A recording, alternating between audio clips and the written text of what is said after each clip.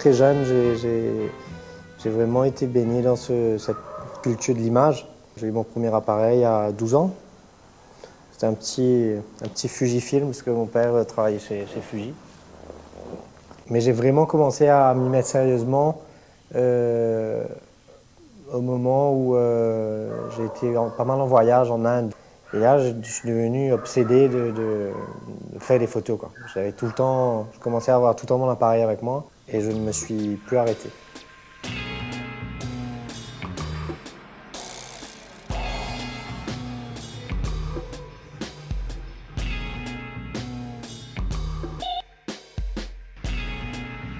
L'expo s'appelle Maurice, Métro Maurice. C'est un peu une histoire d'un voyage, d'un aller-retour. Le concept de l'expo, c'est juxtaposer deux photos.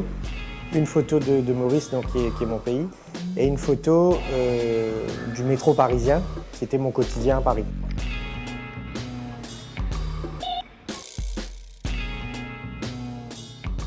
J'avais toujours mon appareil photo avec moi à Paris. J'avais beaucoup de mal avec le métro quand même. Je me suis dit, je vais essayer de rendre ces voyages intéressants artistiquement. Et je me suis mis à photographier au fait le métro, et principalement les gens dans le métro. C'est un univers incroyable, déjà parce que la lumière, il y a des boîtes à lumière naturelles, on est dans un mini studio, et les gens sont totalement dans leur monde, dans le métro. C'est un des rares endroits où les gens sont totalement perdus dans leurs pensées. Ça fait des images finalement assez poétiques dans le regard des gens. Donc pas mal de gens qui dorment, beaucoup de gens qui sont juste comme ça.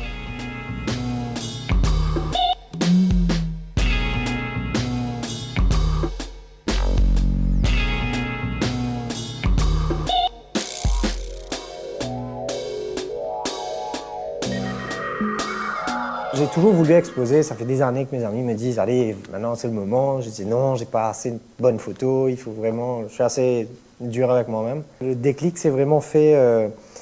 J'étais à l'ouverture de la galerie Himalaya à Pointe-aux-Canoniers, donc à l'île Maurice. Et ce lieu est vraiment un lieu intéressant, assez nouveau à Maurice, très contemporain dans l'esprit.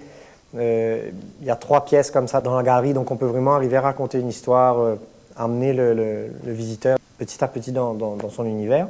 Donc j'ai tout de suite eu un coup de foudre à la fois pour ce lieu et je me suis tout de suite, j'ai eu vraiment un bon clic, très bien entendu avec la galeriste, en fait, Charlotte Dottement.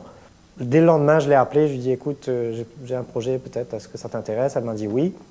On s'est rencontrés dans un petit café, je lui ai montré les images, elle a tout de suite signé, elle m'a dit c'est bon, on y va, c'est quand tu veux. Là, du coup, ça a été très intense.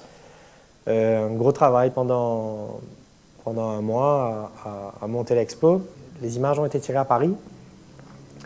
Et donc j'ai tout rapatrié ici ensuite pour les encadrer, etc. Et puis tout le travail du choix des cadres, je voulais quelque chose de très pur, je ne voulais pas que les cadres, les Marie-Louise, etc. viennent manger tout le truc. Donc tout était blanc, seulement les photos.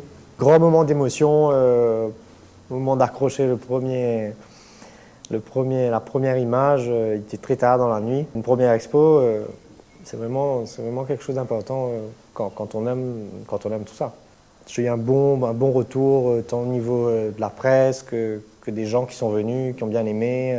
Tout ça a été finalement très très positif et ça donne envie de recommencer rapidement.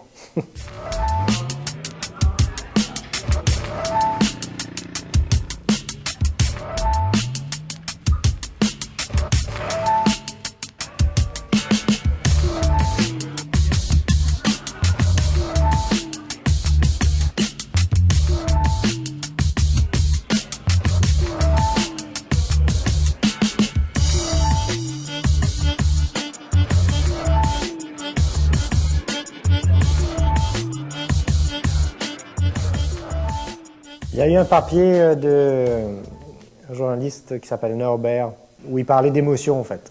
Et c'est vraiment ça que je veux faire passer dans mes images, surtout à travers les gens, le regard des gens. Il y a tellement d'histoires qu'on peut raconter sur quelqu'un, que ce soit quelqu'un dans le métro qui est perdu, donc qu'est-ce qu'il fait, à quoi il pense, il a perdu son job, où il est juste bien, il écoute sa musique, où il dort, il se repose. Enfin, il y a vraiment plein d'histoires qu'on peut se raconter. L'idée, c'était d'arriver à plonger dans dans tous ces visages. Et finalement, je te rends compte que soit à Paris ou à Maurice, les émotions sont les mêmes et les gens sont les mêmes. Et un regard intense est un regard intense, que ce soit ici ou là-bas.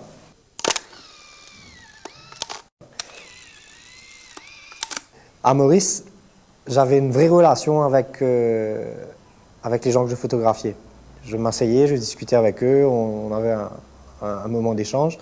Et donc, la relation avec l'objectif est totalement différente. Je leur demandais souvent de regarder l'objectif, donc de poser un peu à l'ancienne. Ça crée un contact vraiment fort dans les yeux avec l'objectif et finalement avec la personne qui regarde la photo.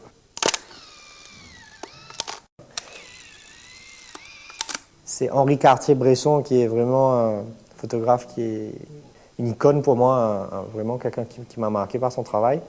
Il disait, la photo finalement c'est pas très compliqué, il suffit juste d'être disponible. Et je crois que c'est vraiment ça.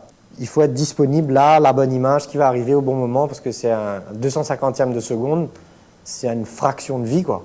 C'est magique. Il y a eu ce moment-là et aucun autre moment ne sera pareil. Moi, c'est ça qui me plaît, c'est le temps qui s'arrête à un moment donné et ce moment-là, il n'appartient qu'au photographe qui l'a chopé. Le moment décisif, au fait, bon, tu as le moment de la photo, bien sûr, mais c'est la sélection, quoi. Et je passe vraiment beaucoup de temps à sélectionner, à me poser la bonne question. Il y a bien des fois où ça m'a pris 3 ans, 4 ans à me rendre compte que finalement, la photo n'était pas bonne. Alors qu'au début, j'étais très enthousiaste.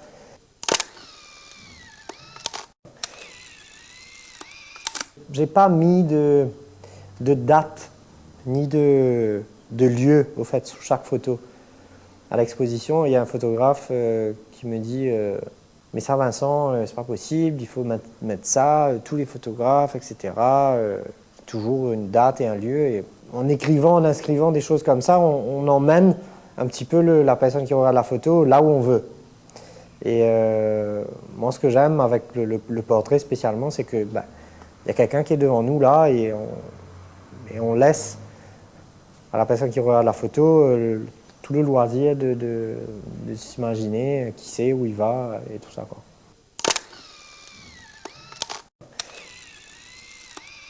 J'ai un appareil photo qui est là, donc voilà. Donc c'est un Hasselblad. C'est vraiment un très bon appareil photo, très ancien. C'est un appareil qui m'est vraiment très cher puisque c'était celui de mon père. Avant, je travaillais en 24-36, donc des formats rectangulaires. Celui-là, c'est un appareil qui fait des photos carrées. Donc j'aime beaucoup ce format.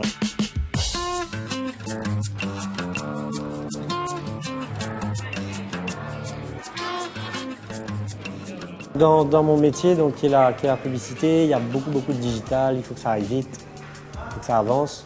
Pour la photo, pour ce qui me concerne, moi ce qui me plaît, c'est avec ce système de pellicule, c'est le côté un peu laborieux, un peu artisanal, etc. qui me plaît. Et puis le résultat, la pellicule, c'est magique, il y a un grain, la lumière est vraiment spéciale.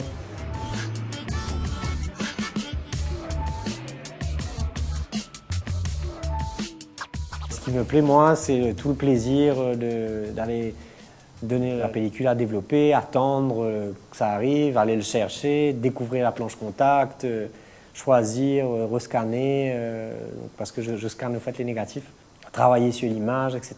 Ce sont des choses qui sont propres à la pellicule, quoi.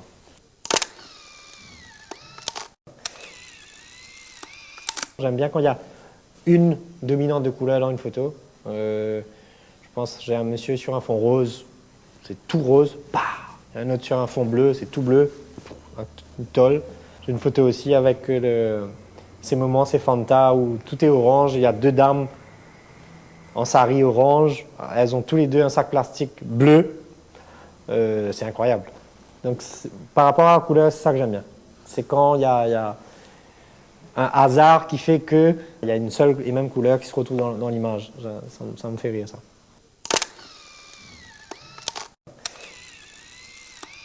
J'aime beaucoup la présence de la publicité dans les images. Ça fait partie de notre quotidien et j'aime bien le photographier d'un angle différent, de voir comment toutes ces marques vivent dans notre quotidien. J'ai une photo que j'aime beaucoup qui est un camion tout jaune et il est stationné devant une vieille maison grise, pas peinte. Le ciel est gris, tout est plombé, vraiment tout est monochrome gris et tu as ce camion là, jaune comme ça. J'ai une photo avec une grosse flèche, donc toute la présence du graphisme dans les images, pas uniquement publicitaire, ça peut être des inscriptions, ça peut être les choses peintes sur les murs. Ça, c'est un thème assez récurrent et toujours une présence humaine quelque part.